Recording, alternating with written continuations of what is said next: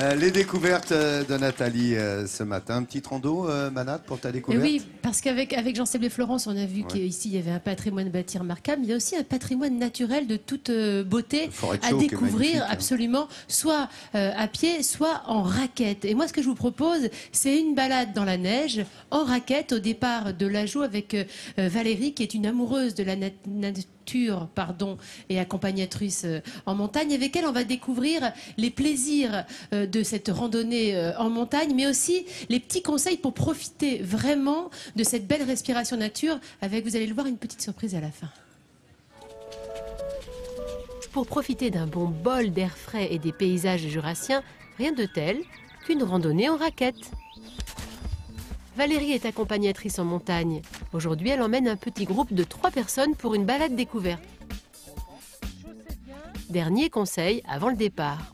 L'équipement idéal, c'est d'avoir un pantalon qui soit à la fois imperméable, pas forcément trop chaud, qui soit élastique, parce que c'est quand même plus facile pour le mouvement. Préférez les chaussures de rando d'été pour mieux respirer. Pour le haut, il faut appliquer la règle des 3 couches. Un sous-pull fin, en synthétique, avec par-dessus un pull et pour finir, un coupe-vent. Et puis quelque chose qu'on peut ouvrir, parce que quand même, l'idée à la base, c'est de ne pas transpirer. Si on transpire, la sueur va glacer et là, c'est désagréable. La tenue est importante, on a tendance à trop se couvrir. Toujours emmener de l'eau pour s'hydrater. Derrière Valérie, le petit groupe se suit en file indienne. C'est parti pour 2 heures de balade. Partir en rando raquette dans les alentours des Rousses, c'est découvrir ce que le Jura a de plus beau à offrir. Ici, un magnifique panorama s'offre à nous. Le groupe prend le temps d'en profiter. On voit bien le relief du Jura, de crêtes, de combes. À nos pieds, c'est le village de l'Ajoux, c'est un village rue. Les Lex, Chaiserie, Forens, et puis ensuite Bellegarde sur Valserine. La randonnée en raquette, c'est un bon moyen d'allier le sport accessible à tous et la beauté des paysages. On a une vue superbe sur tous les monts du Jura. C'est un petit côté assez magique, c'est une découverte le Jura pour moi. Moi, ce que j'aime, c'est l'espace libre. On voit loin, c'est sécurisant aussi, on est bien. La rando raquette, c'est la liberté, la possibilité de se balader où l'on veut, tant qu'il y a de la neige. Autour des Rousses, ce sont 52 km d'itinéraire balisés, alors il y en a pour tous les goûts. C'est l'occasion de découvrir des habitations typiques du Jura, comme cette ferme appelée loge d'alpage. C'est vraiment la petite loge parfaite, qui est telle qu'autrefois. Déjà à l'époque, les constructions étaient adaptées au climat montagnard. Le toit qui s'arrête quasiment à ras du mur pour éviter que le vent ne soulève le toit. Et après plus de 2 heures de marche, les randonneurs sont ravis. Je peux aller à droite, je peux aller à gauche, sentir cette liberté aussi de mouvement. Il n'y a pas de barre rocheuse, pas d'avalanche, on va où on veut. Et ça, c'est une notion qu'on a très rarement en ville, qu'on a très rarement même l'été, parce que l'été, on est canalisé par les chemins.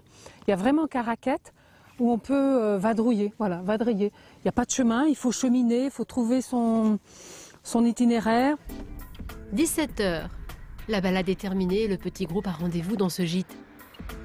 Ce n'est pas un gîte comme les autres. Valérie en est la propriétaire. Elle propose des chambres et des séjours incluant des activités sportives. Après la rando, c'est parti pour faire trempette dans cette baignoire nordique en plein milieu de la neige. L'eau est à 40 degrés. Alors le plus dur, c'est d'y entrer. Mais une fois dedans, moment de bonheur assuré. Oui, c'est un grand moment de détente. C'est agréable. Et là, c'est parfait. C'est vraiment une journée de rêve. Une journée au grand air jurassien comme on peut en vivre en toute liberté dans ce panorama d'exception. Sympa la petite surprise, hein? Ah, dis donc. Attends, 40 degrés, là, tu te plonges dedans. Eh oui, les pieds dans la neige. D'un coup, déjà, là, il fait 2 degrés, à tout vous dire, froid ressenti, il doit faire moins quelque chose. Oui, mais avec un peu de pluie. Mais alors là, quand tu vois ça, tu te dis waouh. Alors c'est vrai que dire que le Jura est une terre de randonnée, c'est vraiment un euphémisme ici. Et j'ai été impressionnée par ce chiffre. Il y a 5300 km de sentiers balisés pour des randonnées pédestres, hein, quand il n'y a pas de neige, en raquette comme on l'a vu, mais aussi en ski de fond. C'est le paradis du ski de fond. Donc ce sont des promenades qui sont assez simples au milieu de cette forêt ou des cours d'eau. C'est assez beau que vous soyez adepte des balades gourmandes dans le vignoble, notamment des randonnées à la journée autour des lacs ou alors des randonnées de plusieurs jours sur l'échappée jurassienne ou alors des trails sur les sommets du Haut-Jura, à coup sûr, vous trouverez le circuit inattendu que vous cherchez. C'est vraiment un lieu où effectivement on peut visiter le patrimoine bâti, on l'a vu avec mes camarades, mais je vous invite à vous échapper comme ça dans la nature, un bon bol d'air et vous allez profiter du Jura dans toute sa splendeur. Alors tu sais quoi, on y reviendra d'ailleurs mercredi.